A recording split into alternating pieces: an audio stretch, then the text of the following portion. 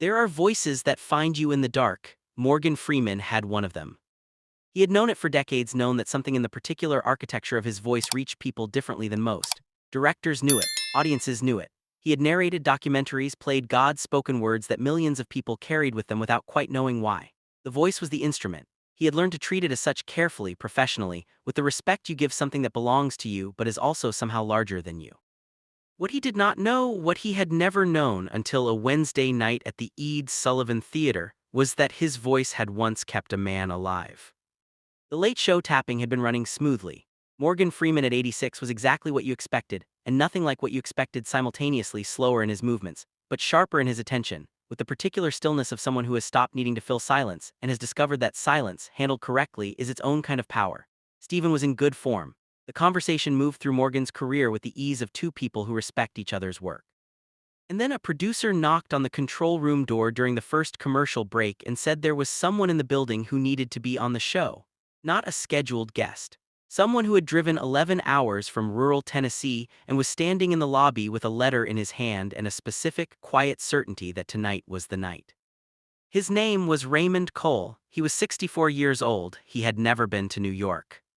The segment producer came to Stephen during the break and explained the situation in 45 seconds. Stephen listened. Then he did what Stephen Colbert almost always did when something real presented itself unexpectedly. He said yes. Morgan Freeman did not know Raymond Cole was coming. Nobody told him.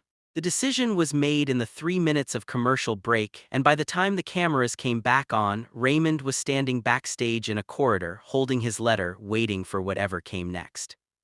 The second segment began normally. Stephen and Morgan were mid-conversation about a film when Stephen set down his cards.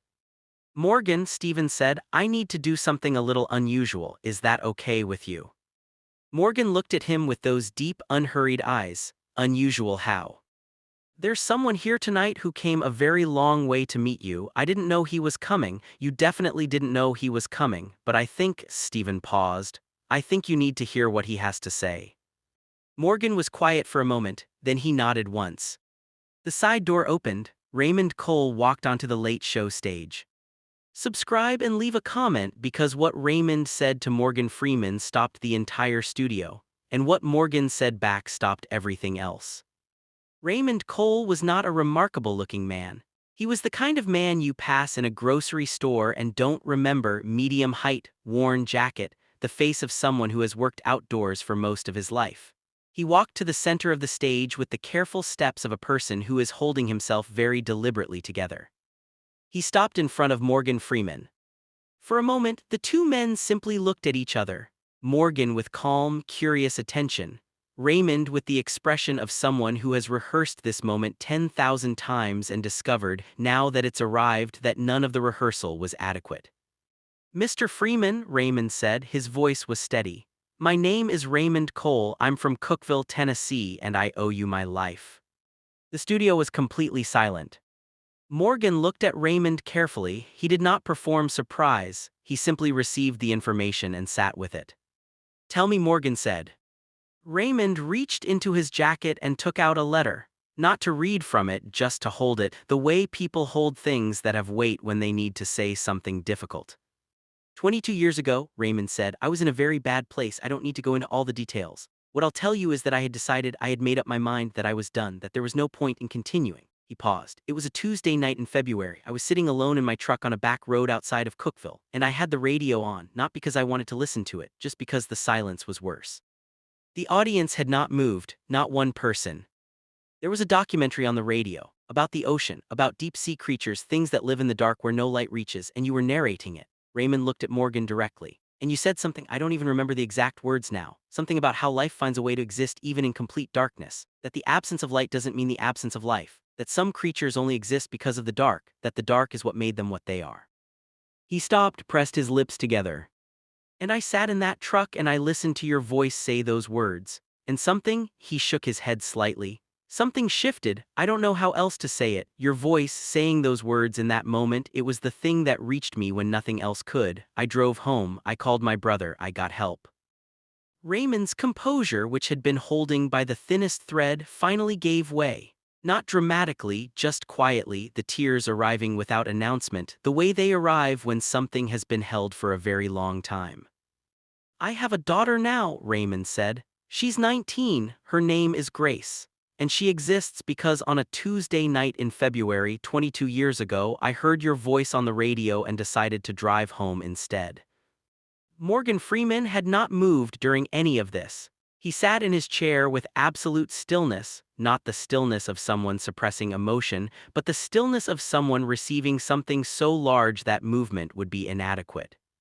When Raymond finished, Morgan looked at him for a long moment. Then he stood up. He was 86 years old and he stood up slowly, with the careful deliberateness of a man who has learned to respect what his body can and cannot do.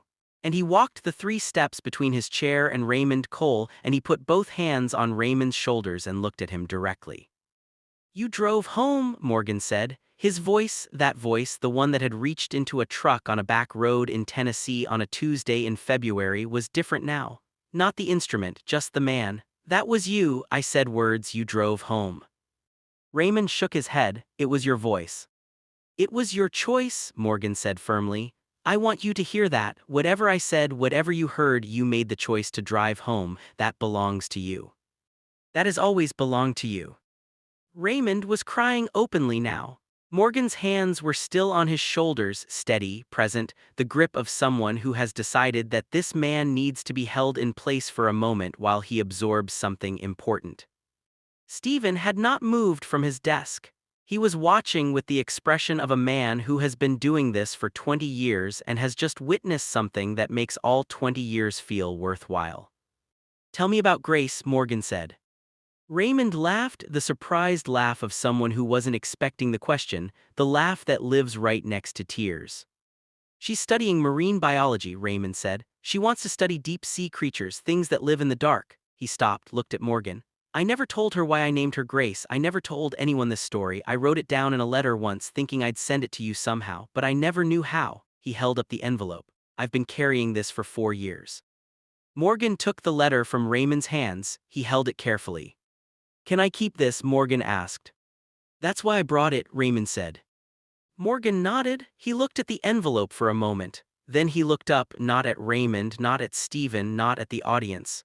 At something beyond the studio, beyond the stage lights, beyond the present Wednesday evening in Manhattan. This is the moment that nobody in that studio and nobody watching at home ever saw coming. Morgan Freeman sat back down in his chair. He held the letter in both hands. And for the first time in 50 years of public life, 50 years of interviews and award shows and press junkets and the 1,000 varieties of public attention that come with being one of the most recognized people on earth, Morgan Freeman cried.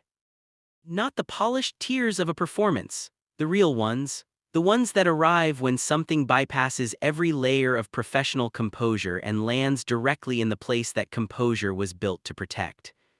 He pressed the letter against his chest. His shoulders moved. He did not try to stop it and he did not try to hide it, and the cameras, which had been close, pulled back slightly, the instinct of people who recognize that some moments need room.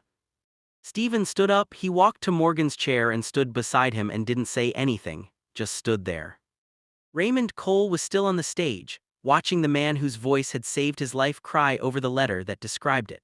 His expression was the most complicated thing in the room, grief and gratitude and love all arriving simultaneously, the particular overwhelm of someone who has spent 22 years carrying something and has finally found the person it belonged to.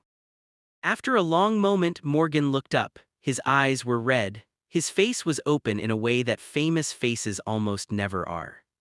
Grace, he said quietly to Raymond. Tell Grace, he stopped, started again. Tell Grace that the dark is where the most interesting things live. Tell her she's proof of that. Raymond nodded. He couldn't speak. Morgan looked at Stephen, then at the audience, then back at the letter in his hands. I have made a great deal of things in my life, he said. I have worked very hard to make things that last, things that mean something. He looked at Raymond. I had no idea. The audience rose, not on cue, not prompted. Just rose the way people rise when they witness something that requires them to be standing. Grace Cole, 19 years old, studying marine biology in a university in Tennessee, received a phone call from her father that night.